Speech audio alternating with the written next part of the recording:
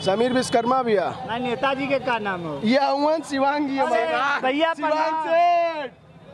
ये बतावा कि कहाँ जा तू वालो? जाते बाबा विश्वनाथ दर्शन करे। दर्शन करे? हाँ। होली का रंग देखा तो का? अरे होली का रंग बाबा के खेलने के बाद चढ़ी ना, अभी 1 घंटा बाद दर्शन करने के बाद चढ़ी। घर घर भगवा छाएगा, रामराज फिर आएगा, घर घर भगवा छाएगा, रामराज फिर आएगा। एक ही नारा एक ही नाम, जय श्री राम जय श्री राम। एक ही नारा एक ही नाम, जय श्री राम फिर आएगा, घर घर भगवा छाएगा, रामराज फिर आएगा। एक ही नारा एक ही नाम, जय श्री राम जय श्री राम। एक ही नारा एक ही नाम। जय श्री राम। रामनगर का उपाध्याय भारतीय जनता पार्टी मंडल का जय श्री राम। एक ही नारा एक ही नाम। होली मना रहे हैं। यहाँ की होली की विशेषता क्या है, आप बताइए। यहाँ देखिए, सबसे बड़ी विशेषता तो यहाँ की बाबा और महाशमशान के साथ यहाँ होली मनाई जाती है। महाशमशान की होली यहाँ की विश्व प्रसिद्ध है। यहाँ पर श्मशान का जो राख होता है, उस राख के द्वारा सर्वप्रथम हम लोग होली खेलते हैं। जो लाश आता है, जो जिंदा लाश जलता है, उसके भस्म से हम लोग प्रथम में होली खेलते हैं। उसके बाद हम लोग अबीर से होली खेलते हैं, फिर रंग से होली खेलते हैं, उसके बाद कपड़ा फाड़ होली खेलते हैं। नमः पार्वती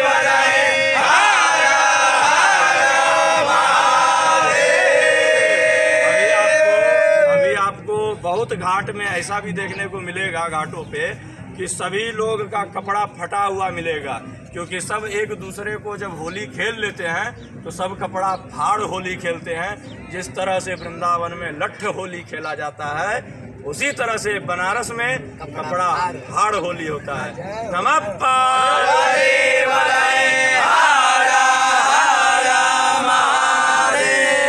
बनारस की कुछ विशेषता ऐसी जो कोई न जानता हो, जिसके बारे में कुछ ऐसी बातें हैं जो। जी अवश्य है। बनारस के बारे में जितना भी चर्चा किया जाए सब विशेष ही है, और जितना बात बताया जाए वो सब ही बहुत बड़ा महात्म्य ही है।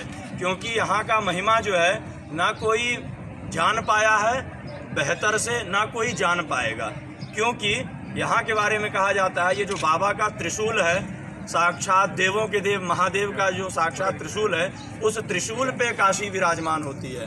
कहा जाता है त्रिकंटक विराजिते, अपना काशी जो है भगवान महादेव के त्रिशूल पर विराजमान है। और ये सारे ब्रह्मांड से हमारा काशी अलग है, क्योंकि ये देवों के देव महादेव के त्रिशूल पर ही ये काशी विराजमान है। नमः पार्वती हमने देखा, आज सुबह से मैं बनारस घूम रहा था जी, लेकिन मैं कई सालों से बनारस आता हूँ।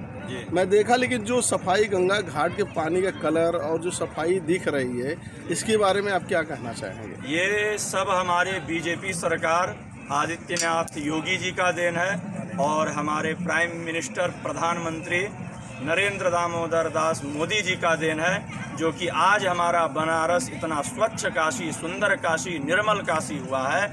ये साक्षात प्रधानमंत्री मोदी जी का देन है, इसमें तनिक भी कोई संशय नाम की कोई चीज नहीं है। अभी यहाँ के जो घाटों का सुरक्षा है, पहले से बढ़िया है कि कोई फर्क? पहले से बढ़िया नहीं, पहले से बहुत बढ़िया है। उत्तम नहीं, सर्वोत्तम है।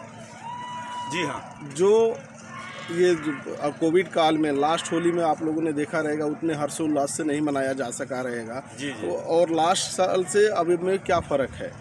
कोरोना काल में बहुत ही ज़्यादा वायरस अत्यधिक हो जाने के कारण सभी लोग अपने अपने घर में ही अपने आप को सुरक्षित महसूस कर रहे थे, जिसके कारण किसी ने भी बाहर आकर होली खेलना स्वीकार नहीं किया।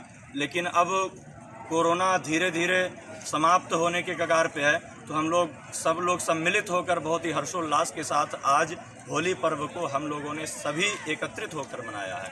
जो ये बहुसंख्यक लोग आप लोग साथ में हैं, सब एक परिवार से हैं कि अलग अलग जगह से आते हैं? हम सभी दोस्त हैं, सभी एक साथ एक विद्यालय में पढ़े हैं। कोई जो है संपूर्णानंद से अध्ययन किए हैं, कोई BHU से किए हैं, कोई महात्मा गांधी काशी विद्यापीठ से किए हैं। तो सभी जगह से हम लोग सब एक साथ ही मित्र हैं, एक ही साथ रहते हैं, काशी में रहते हैं। ये आप लोग विद्यालय में जो आप लोग यहाँ संस्कृत पाठशाला विद्यालय से जो भी छात्र हैं, तो संस्कृत पाठशाला से ही अध्ययन होता है कि सारे सब्जेक्टों पे भी अध्ययन होता है? देखिए, सर्वप्रथम में हम लोग जो संस्कृत में प्रवेश करते हैं, सर्वप्रथम हम लोग वेद का अध्ययन करते हैं। वेद भी 4 हैं। वेद में ऋग्वेद, यजुर्वेद, सामवेद, अथर्ववेद, ये चारों वेद में से किसी एक वेद का अध्ययन हम लोग अपने जीवन काल में कर पाते हैं।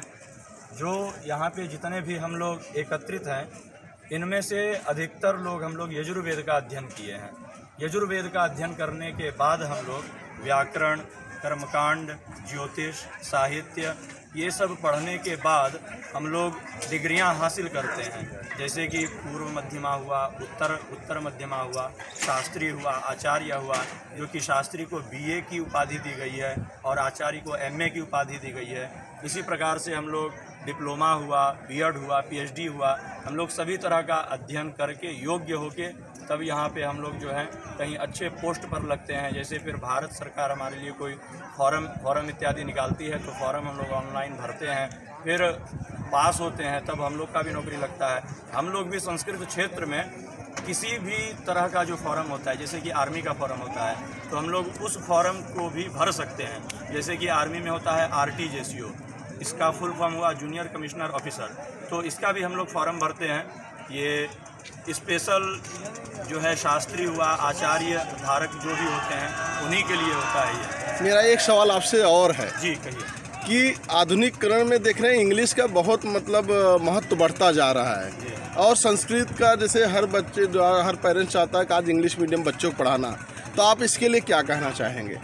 देखिए, कहा जाता है ना कि दूर का ढोल सुहाना होता है ना।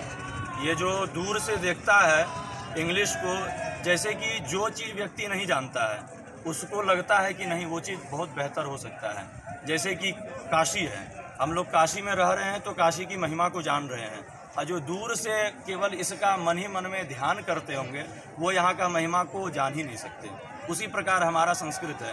हमारे संस्कृत में जब तक गहराई से कोई अध्ययन नहीं करेगा या हमारे संस्कृतों के गहराई में नहीं जाएगा, तब तक इसका महिमा या फिर इसका वर्णन को कोई समझ नहीं सकता। इसका महिमा अनंत है। आपका बहुत बहुत धन्यवाद। आगे चलते हैं घाट पे। जी ओके।